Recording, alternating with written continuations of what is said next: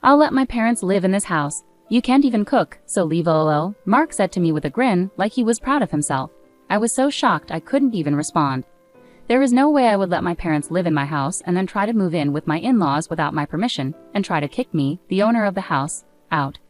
I've been bothered by Mark's bossy attitude for a while, but now it's really upsetting.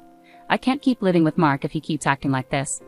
I've decided that Mark needs to face consequences. My name is Sarah, and I'm a housewife in my 40s. I live with my husband, Mark. Mark is a house husband. He doesn't work but takes care of the housework because I have a job. I work to earn the money we need. All of this is to have a stable life with Mark, but it feels like my efforts are pointless. Mark has a very controlling personality. It's not that I think there's anything wrong with being a stay-at-home husband, or that men should always work, but even though he's not working, he acts like he's the one in charge and is protecting the house. Out of the blue, Mark would say something like, "I'm so tired today, I want some ice cream, go buy it for me," while lounging in the living room at 11 p.m. The convenience store isn't far, but after a hard day at work, I was exhausted and annoyed by his demanding attitude.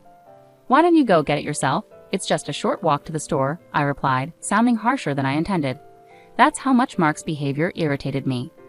When I refused, Mark chuckled and said, "You think that's how you should behave? You never know what will happen if you upset your husband.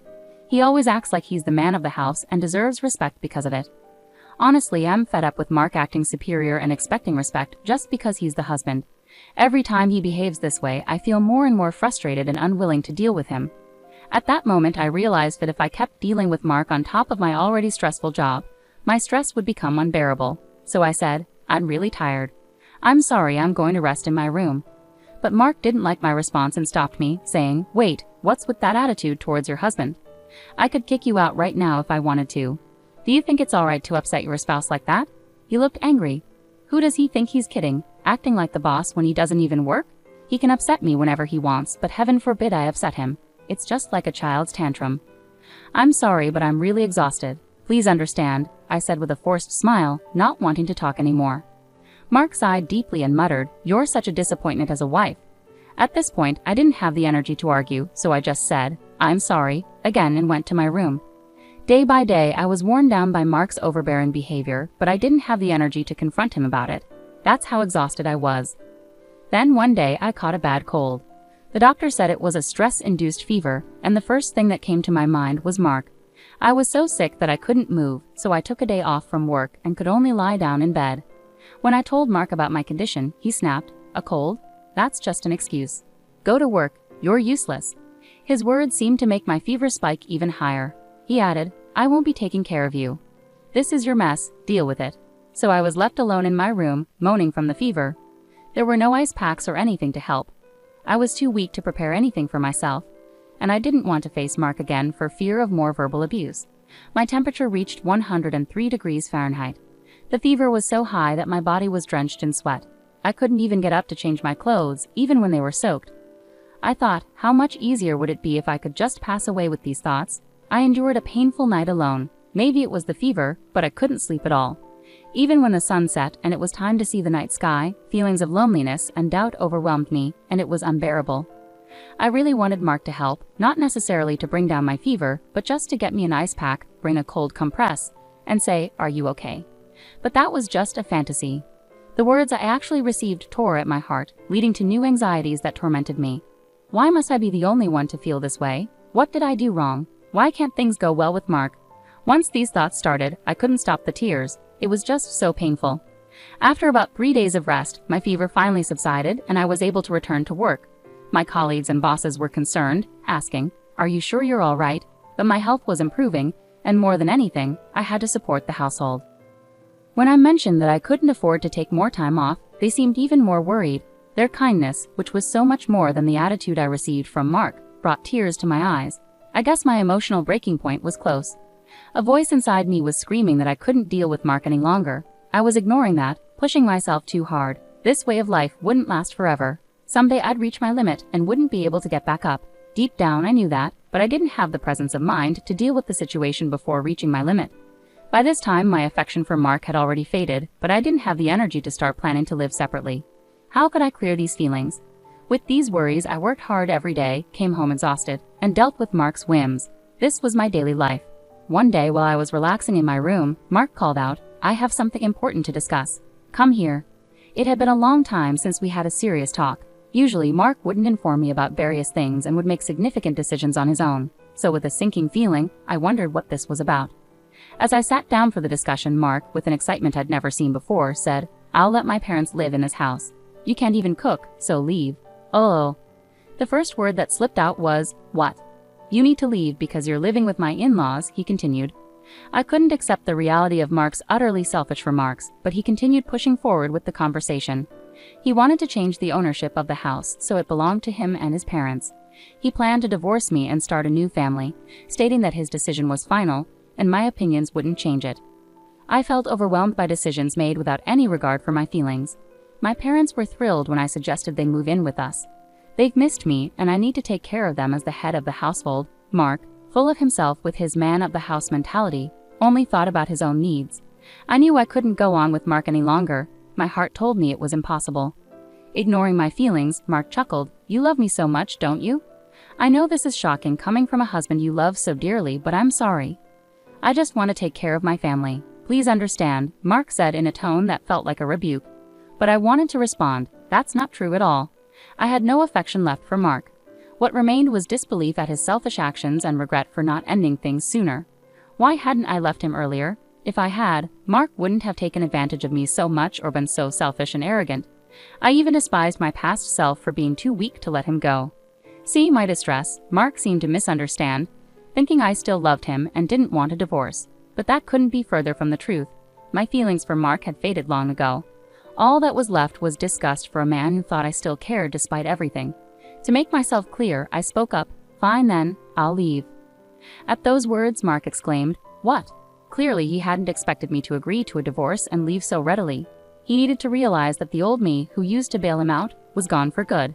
From now on, whatever happens to Mark, I won't be there to help him because we won't be a couple anymore. Seeing my determination, Mark looked shocked and frozen in place.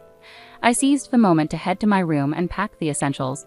I couldn't take larger items today, so I'd have to arrange for movers later. As I prepared to leave, Mark hurried over and asked, "Are you sure about this? If we divorce, we'll be strangers." I smiled and replied, "I've already fallen out of love with you. Letting go feels like a weight lifted off my shoulders." Hearing this, Mark stood there looking lost. I nodded, said, "Thanks for everything," and walked out of the house. Mark had a worried look on his face. After I returned to my parents' place and explained everything, they were furious with Mark's behavior at first, but calmed down once they knew I had a plan. I started recovering at my parents' home while sorting out various matters, starting with the divorce. After sending the divorce papers, I received a message from Mark. "Are you sure about this? I don't know if it's really a good thing, but I don't have any feelings for you anymore. If we've gone this far and he says there's no divorce, that would be a problem. I feel so much better now that you're gone, so fill out the divorce papers quickly." When I replied, there was no response. A few days later, I received completed divorce papers from Mark, with his sections already filled out. I promptly completed my parts and submitted them to the county office on the same day. Now Mark and I are officially divorced. I no longer have to support the household as Mark's wife. During the divorce, we divided our assets. Mark got the house as he had originally insisted on it, so I transferred ownership to him and decided to move on. The house was never really comfortable for me anyway. It had been more of a burden. Instead, I decided to seek alimony from Mark.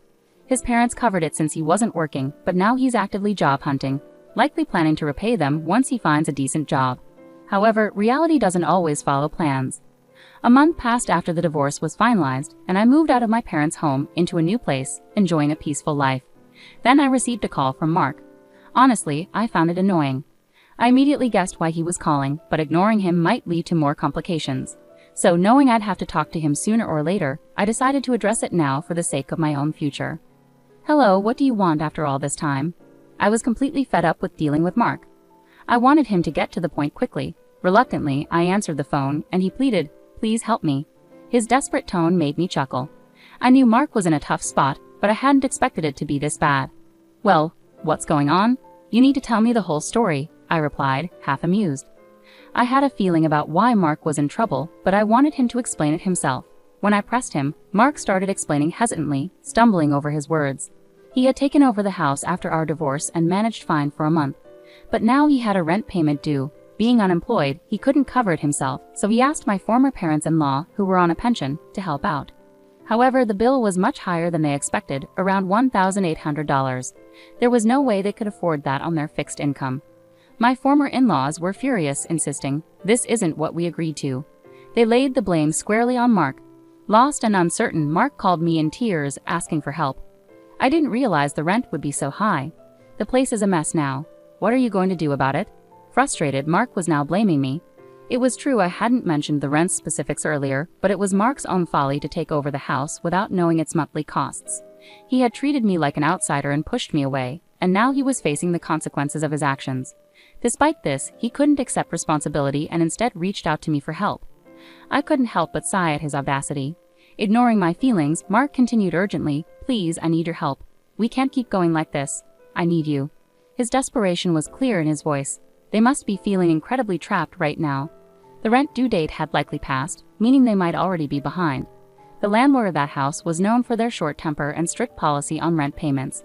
I remembered being warned repeatedly when I rented the house, never be late with the rent. If they missed a payment, they were in for serious trouble with the owner. Mark had met the landlord a couple of times and knew how intimidating they could be. He must have been desperate when he called me for help. "Please just cover the rent for 1 month. I don't have anyone else to turn to. You still care about me, right? If someone you care about is in trouble, you should help them out," Mark pleaded, his tone still self-centered. "My feelings for you have long since faded." I wanted to say those words, but I held back and replied coldly, "I'm sorry, but I don't have any obligation to help you. You were the one who cut me off. Now you expect me to assist you when it's convenient for you? That's not fair." Mark defended himself. "Please don't be so cold. I really can't handle this alone. Whether you still love me or not doesn't matter now. We were married once, right? Can't you help me out just this once?" "No, you were the one who left me. Even before that, my feelings for you had already cooled. It's been a long time since I stopped loving you." When I heard Mark's dejected voice on the other end of the phone saying, "I can't believe it," it struck a chord deep within me. For so long, I endured everything. Even when Mark was selfish, took me for granted or mistreated me when I was sick, I stayed by his side, hoping to salvage our marriage. I worked tirelessly for the life we had, but this was the outcome. Why hadn't I left sooner when my love for him faded? Why didn't I distance myself earlier? These regrets flooded in, mingling with the anger I felt towards him. Mark never truly faced me. He never showed real concern, never protected me, and never embraced the idea of navigating life together as a team. All this time, he treated me like a maid, a mere money-making machine. Each time he acted this way, he seemed oblivious to my suffering. Yet now, despite all this being a result of his actions, he came pleading for help as if he were the victim. His self-centered attitude was repelling. "Please help me. I'm begging you. What about getting married again? Let's start over properly this time. I promise I'll never push you away again," Mark proposed, desperately. I couldn't help but chuckle bitterly at Mark's desperate suggestion. "Remarry you? Are you kidding me? All of this is the result of your own actions. I've been trying to work things out in my own way for a long, long time. I kept hoping you would face reality. And now you want me to start over with you, pretending none of that ever happened? Do you expect me to go back to those miserable days? That's never going to happen. I refuse to return to that life, no matter what." I became so emotional that tears started flowing. I couldn't tell if they were from anger or sadness. Mark remained silent in response to my words. Unable to continue the conversation any longer, I simply said, "Goodbye," and hung up. Mark didn't call back, and wanting to avoid hearing his voice ever again, I blocked his number. Later, I heard from mutual friends that Mark and his family were evicted from their home. Mark attempted to persuade my former in-laws to cover his rent, but they were furious, refusing his request and upsetting the landlord in the process. Left with no choice, they had to leave. Mark hasn't had much success finding a full-time job and is now working part-time to get by. Because they had to sell their house, my former in-laws are now squeezed into a rundown apartment, all three of them together. Meanwhile, I've been deeply focused on my work, and my boss has even discussed a promotion with me. There's a possibility I might become the first female manager in our company, and I've been receiving admiration from both colleagues and juniors. Sometimes friends inquire, "Aren't you thinking about getting married?" Honestly, after my past experiences, I have a rather negative view of marriage. The idea of dating or marrying again doesn't appeal to me right now. But life is long and there's no rush. Many people in this generation live their entire lives happily unmarried. What matters most to me is living a life without regrets and staying true to myself. With that in mind, I want to continue navigating life at my own pace.